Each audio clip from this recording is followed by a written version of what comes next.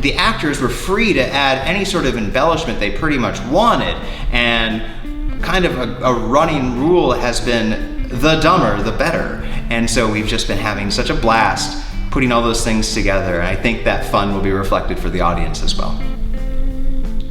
What sets the Comedy of Errors apart from other Shakespeare comedies is when you learn about Shakespeare in high school, there's the simple rule that a comedy is going to end in a marriage.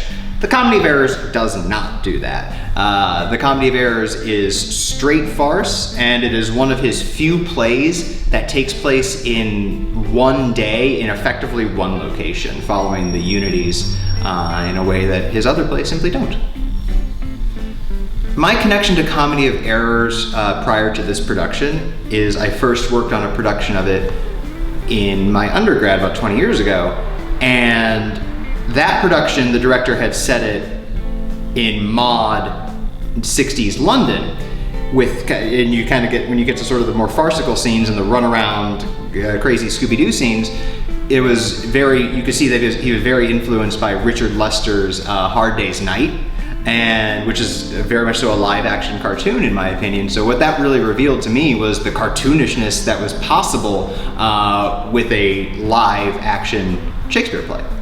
It's still Shakespeare, it's still all there. There's humor based on romantic yearning and actually romantic hurt. One of my favorite comedic moments in the play is a character expressing real hurt at her cheating husband, but directed at a man who is completely foreign to this entire relationship. So this is my third production with Madison Shakespeare Company. And over the time working on The Blue Comet in the fall and Henry V back in the spring, I got to know members of the company, which gave me a good sense of sort of what energies can be brought onto the stage. For instance, I worked with Brian Johnson in Henry V and knew that his experience as a poet really would lend him well to the storytelling Aegean, who opens the show with a lengthy story of setting up the entire play. And I knew that Brian's ability with poetry and knowledge of poetry would really lend himself to that.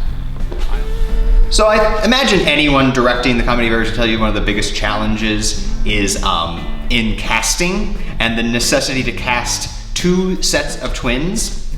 That was a unique challenge. I sort of couldn't even pre-plan. I had to wait and see who showed up, and it's drawing a very fine line with that because it's creating the suspension of disbelief that the audience can recognize that a different person is on stage versus making sure they understand the characters accept that these are different people.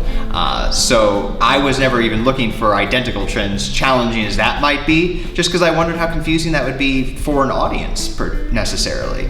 But we looked at, in looking at our casting pool, we saw, good physical similarities, often in hair, of our dromios and our antipholuses. Our dromios, both have kind of long, wavy hair, and our antipholuses are bald and have beards. And I think even just those simple distinctions, even though I know they seem a little superficial, they lend themselves to the characters, to the twin aspect of it.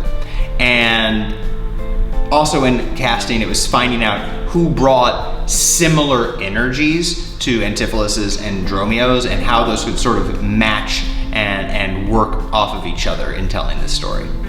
I knew right away with a farce like this, the biggest challenge was always going to be, how do I block this and get all of these actors moving in and moving out and working together on the stage? And that's been, I felt, the most places where I've developed as a director, is placing these actors not only on the stage, but in situations where they can move in a way that's not distracting and that's in collaboration with their other actors.